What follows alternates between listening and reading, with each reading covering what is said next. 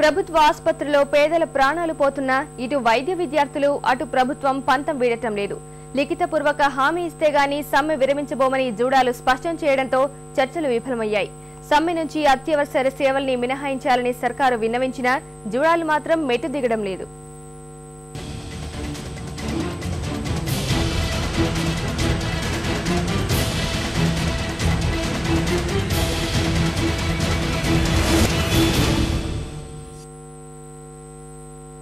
గ్రామీణ సేవలకు సంబంధించిన మార్గదర్శకాలపై స్పష్టత ఇవ్వాలంటూ అత్యవసర సేవలను కూడా ఆపివేసి ఆందోళన చేపట్టిన వైద్య విద్యార్థులతో జరిపిన చర్చలు విఫలమయ్యాయి.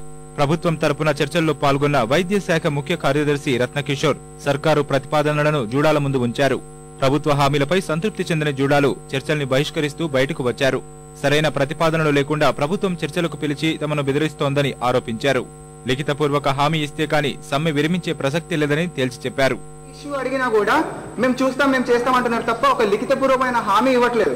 ఇప్పుడు మెయిన్ ఇష్యూస్ ఏమున్నా కూడా మన సర్వీస్ ఇష్యూస్ కానివ్వండి, వేరే సెక్యూరిటీ ఇష్యూ కానివ్వండి, అకామిడేషన్ ఇష్యూ అంటే ఏముంది అక్కడ వెళ్ళాక ఇచ్చేస్తాం అంటున్నారు. అంటే ఒక గైడ్ లైన్స్ లేవు. మళ్ళీ ఏమన్నా స్పెసిఫిక్ గా గట్టిగా అడిగితే వాళ్ళు ఏమంటున్నారంటే హయ్యర్ అథారిటీస్ కి మూవ్ చేయాలి, మాకు ఈ రైట్స్ లేవు, మా పరిధిలో లేవంటున్నారు. మీ పరిధిలో లేనప్పుడు మీరు మీటింగ్లు ఎందుకున్నారు, మీరు కమిటీలు ఎందుకున్నారు?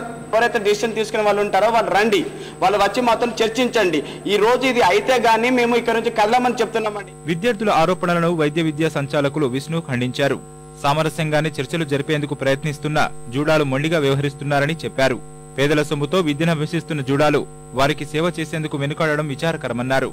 జూనియర్ డాక్టర్ల మైండ్ లో అనారోగ్య పరిస్థితి ఉన్నది, ఓ సరైనటువంటి ఆలోచన విధానం లేదు, ఎటు వెళ్ళిపోతున్నామో తెలియడం లేదు. The society is not looking for that type of doctor.